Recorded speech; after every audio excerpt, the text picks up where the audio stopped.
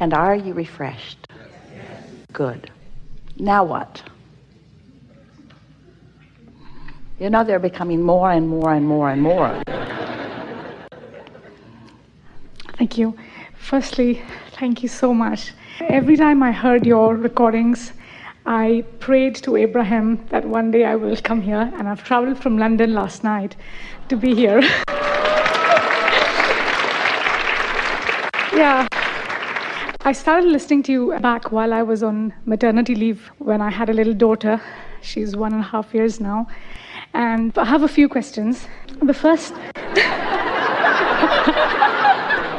Don't worry, we only have one answer. Okay, first thing is that I want to learn. I have a very loving family. I have loving friends. But I want to learn, most of all, to love myself and to be good to myself. Well, we've been talking about that all day, haven't we? About how the way you feel must be of paramount importance. And sometimes it's easier for you to acknowledge that by doing so, you come into alignment with Source, and therefore you come into your power. Our favorite explanation of this is a woman was talking to us one day about living in this miserable apartment complex. And she thought about moving, but just couldn't get around to it. And there was so much about it that was unpleasant to her. And then one day they passed an ordinance that made her longtime cat illegal. And so now she's sneaking the cat in and out and in and out and in and out. And finally, she moved because of the cat. And we said, it's so interesting that you wouldn't move because of your own misery. It's a sort of sacrificial thing that so many humans are doing. In other words, you often do not do what's best for yourself because you've been taught that an attitude of service or caring more about how others are doing matters more. Sometimes what keeps you from aligning with Source is wanting to uplift them, and so wanting to behave in a way that they are uplifted. That starts at an early age with so many. When you behave in a way that pleases your mother, you like her to be pleased. And we get why. Things go better if mother is happy. But you train yourselves by caring about what others think, or by behaving in ways that evoke good responses from others. Without meaning to, you often train yourself right out of your realization of how your inner being is feeling. So you lose connection with that stream of consciousness. You lose connection with that stream of love. And in the process, you become detached from what it really feels like to feel good.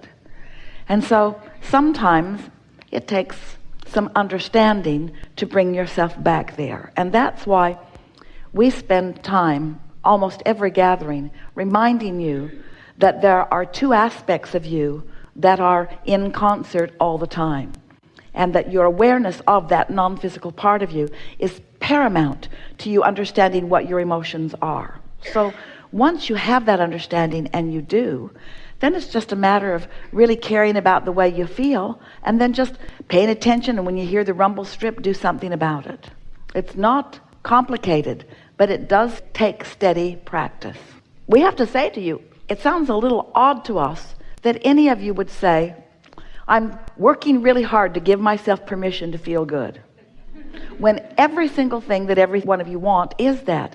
And we think what has been going on is that you've been misunderstanding how you feel good, because everything that you want, pile of money, relationship, state of being, condition, a material object, everything that you want, you believe you will feel better in the having of it. So there is a lot of striving for conditions to change so that you can feel good. And so sometimes you've become so conditional about feeling good, and so unable to control conditions in order to feel good, that many of you a while back have just given up on feeling good because you've misunderstood how to go about it, and you've tried the impossible game of controlling conditions which you can't control in order to feel good. And so you just stop caring about how you feel because you figured that you couldn't control how you feel, because after all, stuff just happens. And we say, now you don't have that excuse anymore. In fact, that disclaimer that you signed coming in, Esther thinks maybe she should put on there, you can't go back. I acknowledge that there's no going back, that I'm going to receive knowledge and I'm going to resonate with deep understanding, and I'm never going to be able to use the same flimsy excuses that I've been using. So you've got all the pieces in place. You also have a new little one to remind you that feeling good is natural, and that unless you're doing something that causes you not to feel good, you're going to feel good. That's natural. That's natural. You're really not asking for permission to feel good, but you are asking for technique to feel good. And we say, look around, and when you feel bad, say, whoops, that's not it. And look around some more, and when you feel bad, say, whoops, that's not it either. And look around when you feel good. I'm onto something. What are the components of this? Until you self-teach what alignment is.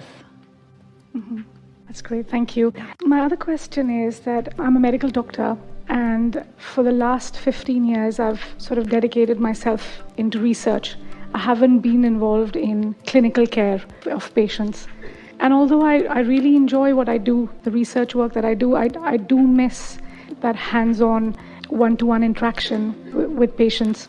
Yes, but there are two things that we want to say to you before you get too far into this, just as a basis of understanding. Approaching it in the way that you are allows you the opportunity to do something that you're really good at without coming face to face with things that take you so easily out of alignment.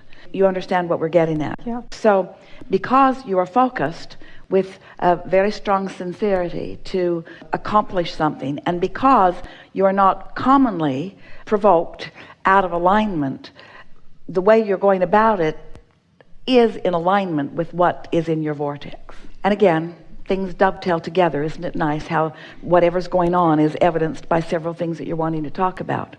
That desire for service is a lovely thing because it's nice to uplift. And we know that you are a teacher and an uplifter to the very core of your being. But it also is a little bit about, should I serve self or should I serve others? This way, I'm doing both the way you're doing it. The other makes you feel like you would be of more service to others, but in the process you would be, jeopardizing is too strong a word, but you would be challenging your own alignment more of the time. And so we just wanted to lay that out to help you understand why you have chosen what you've chosen, you see. Right. Mm-hmm. Something more? Really good. Yeah, that's great. Thank you. Yeah.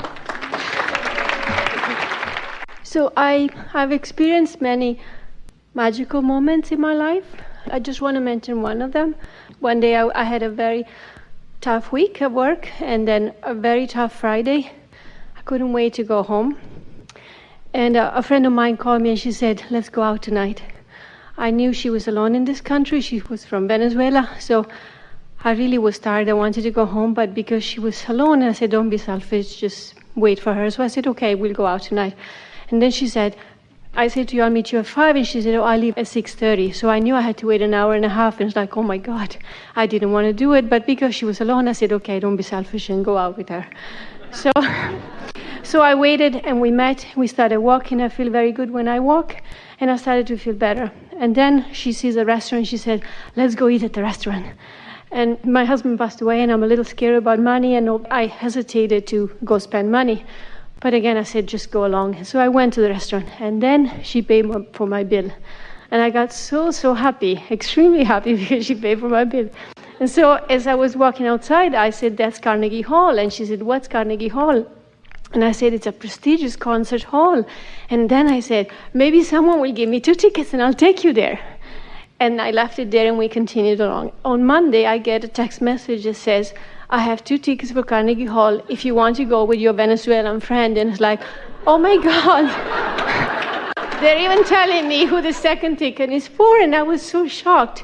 So my question to you is, I'm sorry, I have many dreams, and let's say I want to come to one of your cruises. It feels like it comes from the brain, and I keep thinking about it, I want to come to you. But then when the desire comes just like that, how did I make it materialize so quickly? I was not in the vortex all weeks, I was not in the vortex all day. What happened? But in those not in the vortex moments, you are asking with stronger desire. There isn't anything that you wanted more than to feel good. And when you don't feel good, there isn't anything that you want more pointedly than to feel good. So there was a strong calling, even though you were not in a place of letting it in.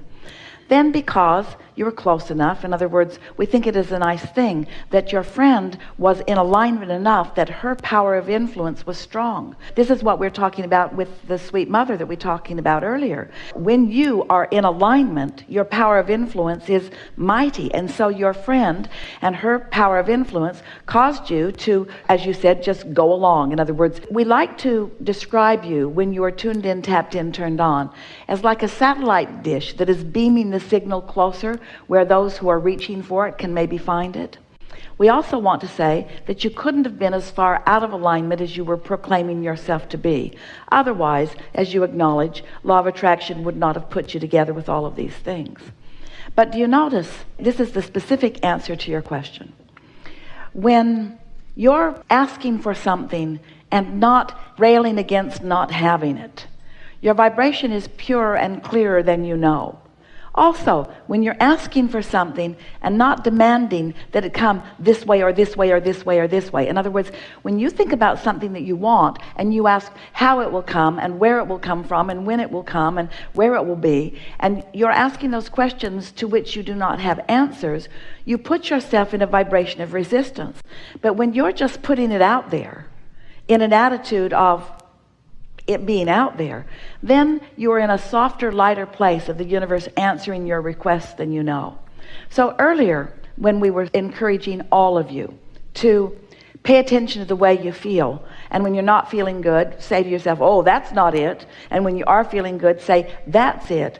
These are the kinds of things that it is beneficial for you to remember and identify and try to isolate as information. Because when you get an outcome that is pleasing, that means there was something that was going on in your vibration that matched the pleasing outcome. And so don't argue for your limitations by trying to make law of attraction something different than it is by saying, I wasn't doing anything that caused that alignment. Why did good things come? Instead, look for the evidence or the pieces, the particles, the segments, the pieces that were in alignment, you see. And so it's easy as we hear your story to hear that it just got better and better and better. You broke through your resistance relatively easily, like Esther when you were eating, usually, in other words, being in that place, and then one thing and another. Is that satisfying to you? Yes. Yes. Something more? Thank you. Yeah. Thank you.